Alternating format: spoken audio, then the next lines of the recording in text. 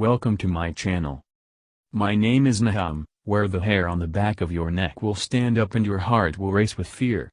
Get ready to be transported to a world of terror and suspense, where anything can happen and nothing is as it seems.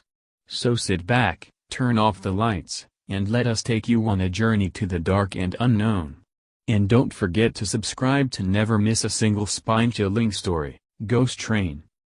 The house I grew up in was right next to a set of busy railroad tracks. From my bedroom window, I could watch the trains roll by. There were 3 types of trains that used those tracks and still do to this day. There were the long, lumbering freight trains pulling boxcars, flatbeds, and tankers, which I would try and count as they clattered by. Then there were the fast-moving commuter trains of the Metropolitan Area Transit Authority, aka MATA or the M, as some people call it, and Amtrak passenger trains that would breeze by, heading to and from the central station in the heart of the city. Now, when most people see trains, they just see big machines rolling down ribbons of steel, but me, I saw trains as symbols of freedom and a way out of the hood. Whenever I saw a train, I would imagine all the places it was going to and coming from. Naturally, my favorite toys as a tyke were my Thomas the Tank Engine toys. I had all the characters, Thomas, Percy, Gordon, James, Toby, Daisy, all of them. When I was 10, my grandparents bought me a Lionel train set for my birthday. To me, it was the best present ever. It consisted of a steam engine and 4 passenger cars. There was even a small bottle of drops you'd put in the smokestack that allowed the engine to make smoke. I'd spend hours watching that toy train run around in an oval, pretending it was real and that I was driving the locomotive through forests, past fields, across mountains, and past small towns. I eventually developed other interests, namely girls, but I still never lost my interest in trains. When I got older, I applied for a job as an engineer trainee on MATA, and got it. For me, it was a dream come true. After I took the required classroom courses and exams, I soon found myself riding in the cab of the sleek diesel engines that pull the commuter trains. Now, the way the trainee program was set up was that they'd have you ride on the different lines of the system for a few months with a regular engineer. I'd be on one line for a few weeks, and then I'd be assigned to another line, in order to be familiar with the different routes. The M has 8 routes, all numbered. The main line is line 1 and all the branch lines are line 2, line 3 and so on. I started on line 7 the first few weeks before being moved to line 8. Now, line 8, or the Cloverton line as it is sometimes called, is one of the longest branch lines on the system, second only to line 2, aka the Millersport line. The first time I rode on line 8, I was with a veteran engineer named Hank. Now, Hank had been with the company from the beginning, when the old railroads decided they wanted out of the money-losing commuter services, and handed all their locomotives and rolling stock to MATA. We had the night owl service, which starts at 7 p.m. and ends at 5 in the morning. We picked up our first passengers at Central Station and were soon on our way to Cloverton. As we were going down the track, Hank turned to me and said, "There is something you should know if you're going to be working for this railroad, especially if they decide to put you here on line 8 once they make you an official engineer." I looked at him and said, "Oh, and what's that?"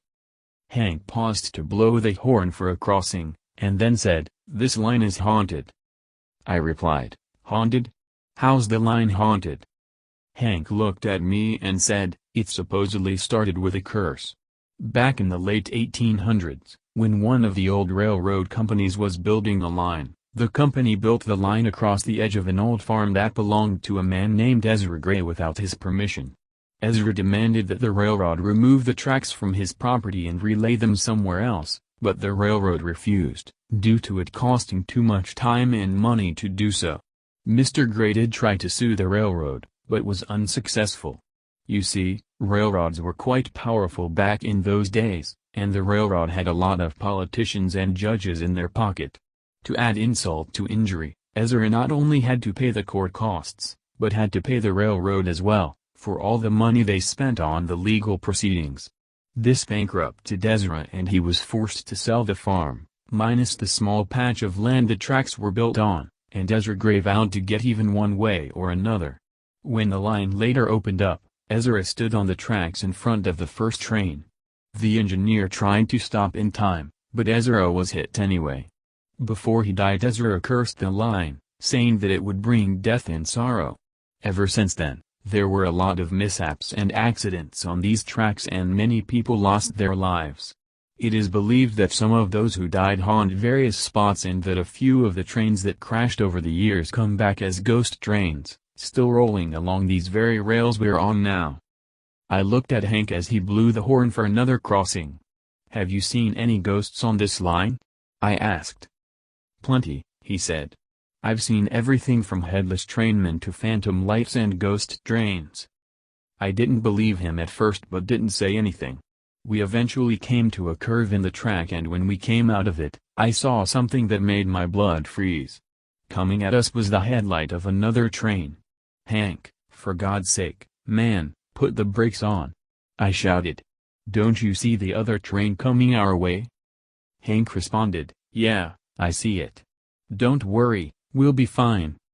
I looked at Hank and screamed, "Are you crazy? We're about to die." Hank just pointed straight ahead and said, "No, we're not. Get a good look at that train." I did, and saw that not only did the oncoming engine have the shape of one of the older type diesels, like you see in photos, movies and TV shows from the 50s and 60s, but it seemed to be a transparent shadow with a headlight and lighted cab windows. "What the?" I started to say, but then that shadow train hit us. Well, not hit us, exactly. More like, passed through us. Our whole cab was surrounded by shadows and streaks of light as what looked to be a passenger train passed through, and I swear I saw the pale, wispy figures of people sitting in the seats. Soon it was gone and the cab of our engine returned to normal. "What the hell was that?" I exclaimed. Hank turned to me and said, "That was one of the ghost trains I was talking about." "Well, what's the story with that ghost train?" I asked. Hank sighed and said, "Well, it all happened shortly after MATA was established and took over the commuter rail lines. An evening inbound train had just crested the long grade we're on right now when it lost control and ran away, all downhill, before crashing and piling up on the curve at the bottom. Everyone on board was killed, and the cause of the wreck was blamed on the aging equipment MATA was using back then. Heck, with only a few exceptions, most of the engines MATA got from the old railroads were 25 to 30 years old, and about 30% of the coaches used were even older. Not long afterward, the ghost of that train started making appearances along this stretch of track, becoming one of several ghost trains that haunt these rails." I looked at him, then out the front window of the engine. "What about the people back in the cars? Do you think they just saw what we saw?" I asked. Hank just shrugged and said, "Probably, but I'm sure most of them are used to it, so I wouldn't worry too much. Our conductor is probably taking care of things right now." We continued on to Cloverton and arrived on time. We made runs back and forth all night, and several times I saw some of the scary things that Hank told me about. I was relieved when we finally tied up in the yard, leaving the coaches on one of the side tracks, and put the engine in the roundhouse. The next few nights, however, were hell. Every night run, I had at least a few creepy encounters along Line 8, all of them with Hank, who would just shrug them off as if they were nothing. But I guess that after nearly 40 years, none of the ghosts bothered him anymore. After a few days I was put on the day runs, which was a relief to me, and I didn't have to worry about seeing ghost trains or headless trainmen again. I eventually became a regular engineer and was put on the mainline run.